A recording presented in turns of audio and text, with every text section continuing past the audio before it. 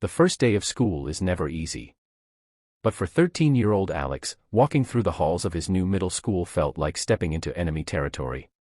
The whispers followed him immediately. Who's the new kid? Why does he look so serious? He had moved here after his father's job transfer, and already the weight of being the outsider clung to him like a shadow. At lunch, Alex sat alone, quietly eating, pretending not to notice the group of boys at the far table staring him down. They weren't whispering. They were laughing. The ringleader, Mark, a broad-shouldered 8th grader known for picking on anyone smaller or different, slammed his tray down beside Alex. "Well, look what we have here," Mark sneered, his friends gathering behind him like vultures. "The new kid thinks he's too good to talk to anyone." Alex kept his head down.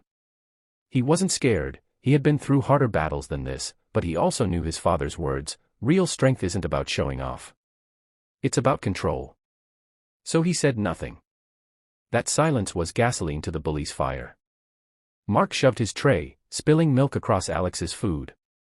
"What's the matter? Cat got your tongue?" The cafeteria went quiet. Students turned to watch, the unspoken hunger for drama filling the air. Mark cracked his knuckles. "Maybe you'll talk after a little lesson."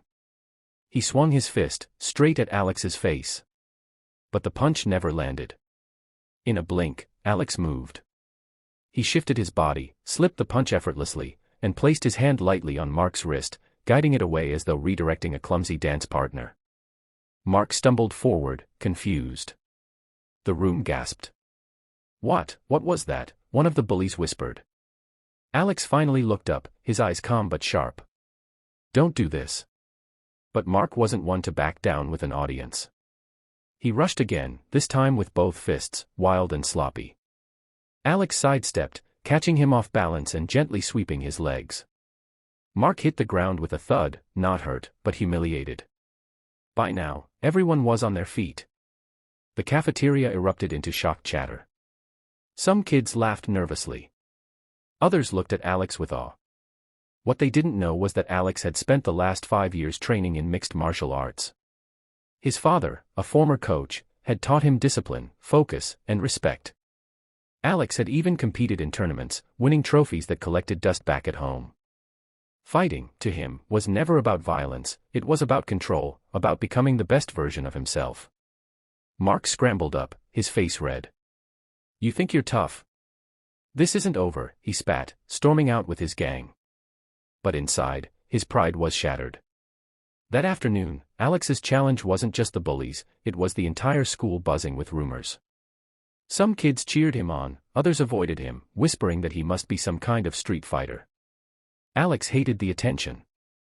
He hadn't wanted a fight. He only wanted peace. The next day, Mark returned with an even bigger plan. He cornered Alex near the gym with twice as many kids behind him. "You embarrassed me," Mark growled. "Nobody makes a fool out of me." This time, Alex didn't move into a stance. He didn't need to.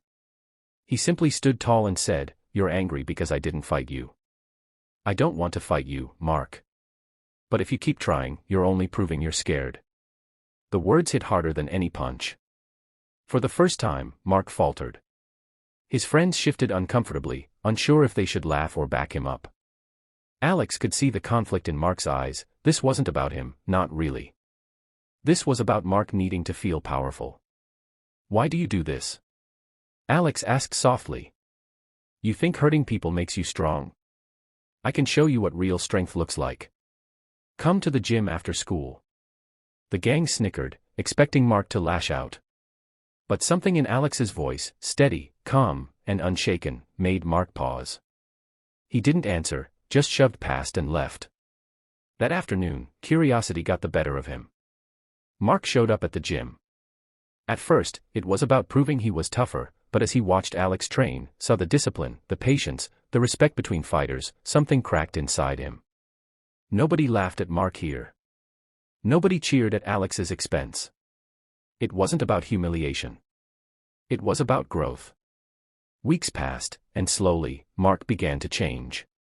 He trained with Alex, at first reluctantly, then with genuine effort. The anger that once drove him to bully others now fueled his punches against the bag. He learned control. He learned respect. By the end of the semester, the two boys who once stood as enemies walked the halls as unlikely friends. Alex had not only defended himself, he had transformed his bully into someone better. And the message spread across the school: strength wasn't about who could throw the hardest punch. Strength was about restraint, about kindness, about lifting others instead of pushing them down. On the last day of school, Mark looked at Alex and said, "You could have destroyed me that day in the cafeteria. But instead, you gave me a chance. Thanks for showing me what real strength is." Alex just smiled. Remember, it's not about how hard you can hit. It's about how much good you can do with the strength you have. And with that, the new kid who once walked in alone had built something far more powerful than a reputation. He had built respect, and changed a life along the way.